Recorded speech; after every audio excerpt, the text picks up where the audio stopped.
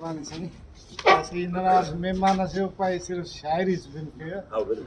professor मंटार साहब जोर साहब ना शायरी वो दिन दावत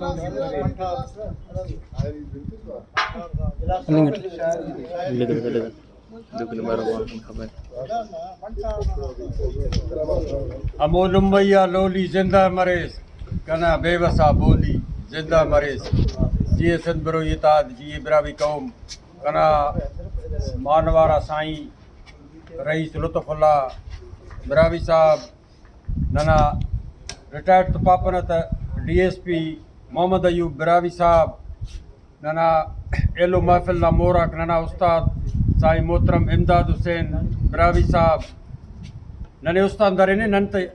नने याद है शागिर्द साईं इसके बाद असुरा पर नन शायद उस्ताद थे नानुन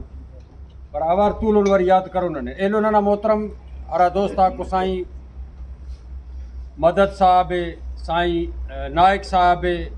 साईं अली जान मासात साईं ऐनो नन साईं ना तारुफ बिंगुन के सईदाबाद ना नना मौजूदो असे मेहमान बस ने वेलकम पाना खुले इल्म ते उस्तना हो बट अस्सलाम वालेकुम नन ओफ्ते करे दा सिंध धरती ना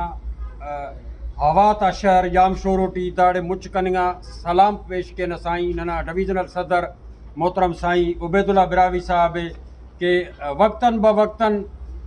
नना इल्म ते खुले दाड़े अस मौके फराम के नन असलो ना दुख सूरा ते तकलीफ़ा ते असलो शेयर के न मसलो ता हल तड़े मरे जड़े असलो तो नन उस्तना हिता ते शेयर के कुल इल्म तकरीर करे नो बाजा को एतराज बेरे करूँ कामरे बंदा और भाज नुम तकरीर करो इंशाल्लाह नर वक्त दा वक्त हल पनाते कि लाइट भी हिनिंग वाला ये लो भाज मसलो बेरे पेन भी गप्पा को भाज सो दावार उन टाइम हल पन इंशाल्लाह ये लो चक्रा मस्त इंशाल्लाह डबल हलोनिया नुमा खुला इल्म ता बाज मेहरबानी नने भी घुराए फेरे दाड़े हाजुर सर्विस बिना सर्विस एलो साईं नना मोहतरम मेहमाना को साईं मंजूर जान बिरावी साहब खुसूसन दा साईं जोहर सवा किलो जो दोस्त से साईं जोहर दाटी मचुड़ो मना फर्क से मना हमो लेवल ना दा भी शायर से साईं नना मोहम्मद जमान तालका मास्तरे गड़ी खेरो नना मोहसने नने तो बाज दा साईं बाबेली करे ने न तो मदद भी करे ने तेना गोठ वाला ता ए बाज ये समझे न प्रोफेसर था वधिक साईं अमली कार्यम करे और अदासा करे न रिटायर वरी भी पापर उस्त तशरीफ रो साईं हनाड़े बस ने वरी शिफ्ट बस ने इंशाल्लाह द जाम शोर ना हवा ते खना त रिटायर उस्ताद तहरो ए